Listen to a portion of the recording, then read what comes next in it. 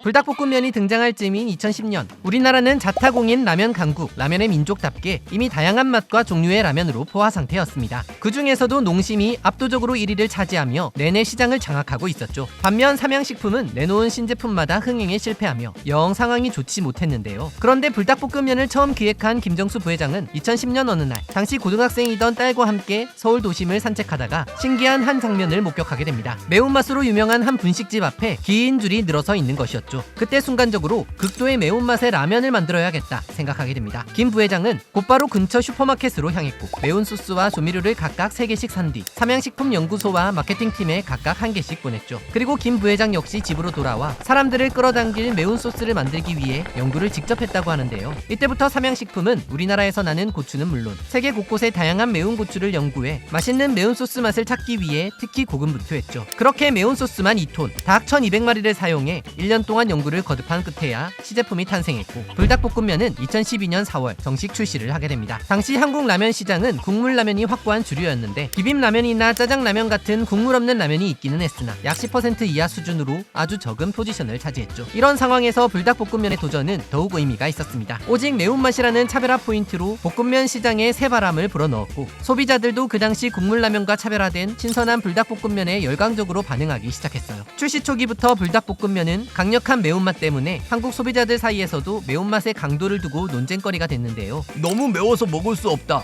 는 의견과 중독성 있는 맛이다 라는 평가가 공존했죠. 이러한 상반된 반응은 오히려 화제성을 불러일으켰고 또 SNS상에서 맵부심 좀 부린다는 사람들 사이에서 매운맛 챌린지가 유행을 하면서 불닭볶음면 먹방은 국룰이 되었죠. 그 덕에 삼양식품은 2010년대에 들어 제2의 전성기를 맞이하게 됩니다. 오죽하면 삼양식품의 역사는 불닭볶음면이 탄생한 전후로 나뉜다는 평가가 있을 정도로 말이죠. 그런데 우리나라는 세계에서도 매운맛 좀 즐길 줄 아는 민족이라 불닭볶음면이 인기 있다 쳐도 어떻게 김치도 매워하는 외국인들 사이에서 핫한 아이템으로 떠오르게 된 걸까요? 좀 더 파헤쳐 보겠습니다.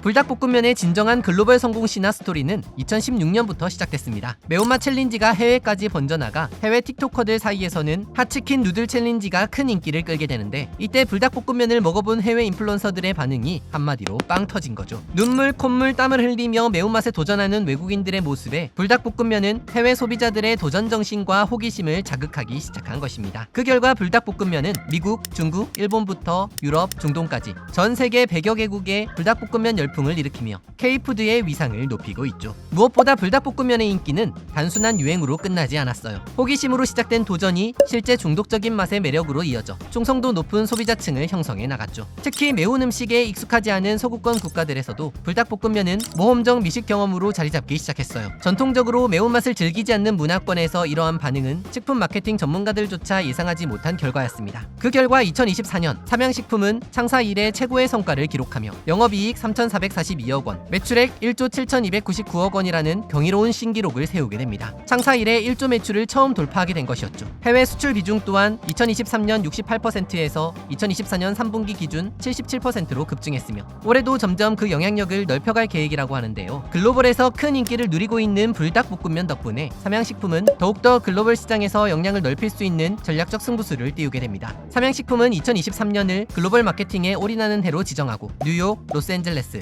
런던, 상하이, 두바이 등 5개 도시에서 동시다발적으로 스플래시 불닭 캠페인을 진행했는데요. 약 134억 원이 투입된 이 프로젝트는 불닭볶음면을 단순한 식품이 아닌 글로벌 문화 아이콘으로 포지셔닝하며 성공적으로 세계의 불닭볶음면을 알리는 데 일조했지만 이 영향으로 삼양식품의 2024년 광고 선전비는 633억 원으로 증가했습니다. 이는 2023년 대비 54%, 2022년 대비해서는 무려 161%나 늘어난 수치라고 하는데요. 하지만 삼양식품은 천문학적인 마케팅 비용을 들여서라도 글로벌 시장을 꽉 잡겠다는 각오가 대단합니다. 그건 현재 삼양식품 매출에서 불닭볶음면이 차지하는 비중이 90%로 압도적이기 때문이죠. 그런데 이건 양날의 검으로 볼 수 있는데요. 현재 불닭볶음면이 삼양식품의 확실한 성장 동력인 건 맞지만 만약 불닭볶음면의 인기가 꺼질 경우 삼양식품의 매출이 급감하게 되는 위험 요소가 되기 때문에 삼양식품은 더욱 글로벌 시장에서 세를 넓히기 위해 고군분투 중입니다. 그래서 금융 전문가들은 앞으로 삼양식품이 광고 마케팅비로 1,000억을 태울 수도 있다는 우려 섞인 전망을 내놓기도 했어요.